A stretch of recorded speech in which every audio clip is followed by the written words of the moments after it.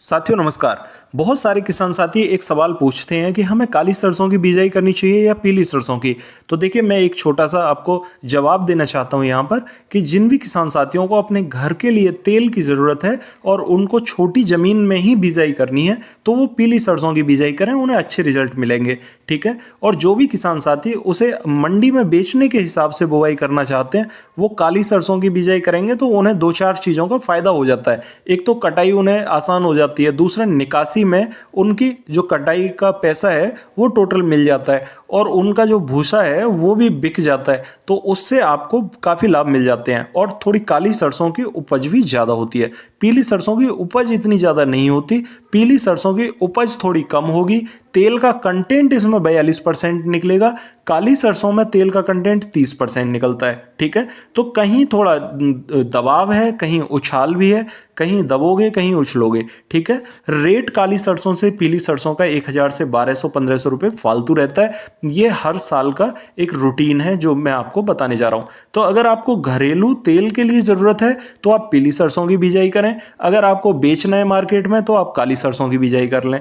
ठीक है। उससे आपको अच्छे रिजल्ट देखने को मिलेंगे, क्योंकि बहुत सारे किसान साथी पीली सरसों की बिजाई अगर मंडी में बेचने के लिए करना चाहते हैं तो देखिए आपको भूसा नहीं मिलेगा, उसका आपको पैसा नहीं मिल पाएगा, लेकिन कटाई आपको अपने घर से जरूर देनी होगी। ठीक है। और पीली सरसों आपको 1000 से 1500 रुपये प्रति क्विंटल के हिसाब से ज्यादा मार्जिन दे देगी, ये बात पक्की है, क्योंकि आपको रेट अच्छे मिल जाएंगे। दूसरी बात, अगर आप अपने घर में ही पिलाई करके उसका ऑयल बेचना चाहते हैं तो पीली सरसों का तेल आपको थोड़ा सा पैसे ज़्यादा भी मिल जाएंगे, रेट भी अच्छा मिलेगा। और पीली सरसों का तेल लोग बाग पसंद भी ज़्यादा करते हैं, वो ट्रेंडिंग भी है, इसमें कोई दो राय नहीं है। ठीक है। तो कई सारी चीज़ों में कुछ फ़ायदे हैं कुछ नुकसान है, अब आप सेलेक्ट कर सकते हैं अपनी चॉइस के हिसाब से, क्योंकि फ़ायदे नुकसान आपको पता चल गए और अपने हिसाब से सेलेक्ट करके अपने खेत में बिजाई कर सकते हैं। जहाँ तक पैदावार की बात करूँ तो देखिए 8 क्विंटल तक आसानी से पैदावार पीली सरसों की हो जाती है, 12 क्विंटल तक आप काली सरसों की भी पैदा ले सकते हो, क्योंकि 1.5 से 2 क्विंटल पैदावार आसानी से हो जाती है।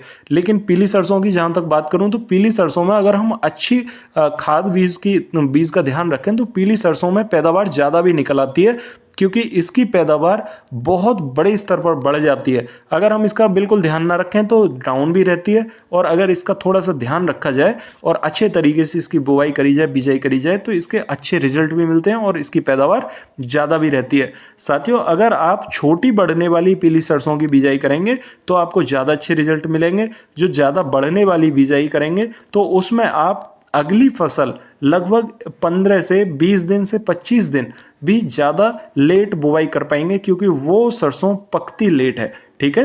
तो आप छोटी बढ़ने वाली किस्मों का चुनाव करें, जिससे कि 90 दिन में आपकी फसल खाली हो जाए, खेत खाली हो जाएगा, उसके बाद आप अगली बिजाई कर सकते हैं। बहुत सारे किसान भाइयों का सवाल रहता है कि क्या पीली सरसों की कटाई करने के बाद में हम गेहूं की बिजाई कर सकते हैं? हाँ, आप बिजाई कर सकते हो अगर आपने ये जो बिजाई करी है वो अक्टूबर के शुरुआती फेज में ही कर दी है, क्योंकि अक्टूबर से नवंबर मिल जाता है और नवंबर से दिसंबर मिल जाता है, तो 90 दिन में ये पक्के कट जाती है। उसके बाद आप बिजाई कर पाओगे दिसंबर के लास्ट वीक में। आपको सितंबर के लगभग 15 सितंबर तक ही बिजाई इसकी कर देनी चाहिए, और सितंबर के महीने में अगर आप बिजाई कर देंगे तो आप 100% गेहूं बो पाएंगे, इसमें कोई दिक्कत नहीं है।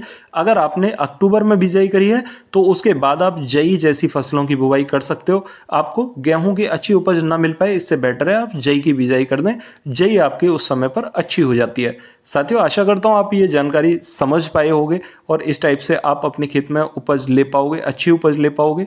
और अगर चैनल पर नए आए हैं तो चैनल को सब्सक्राइब जरूर कर लें। फिर भी अगर आपकी कोई क्वेरी हो तो कमेंट में पूछें, और मिलते हैं फिर अगली वीडियो में। तब तक के लिए नमस्कार किसान साथियों।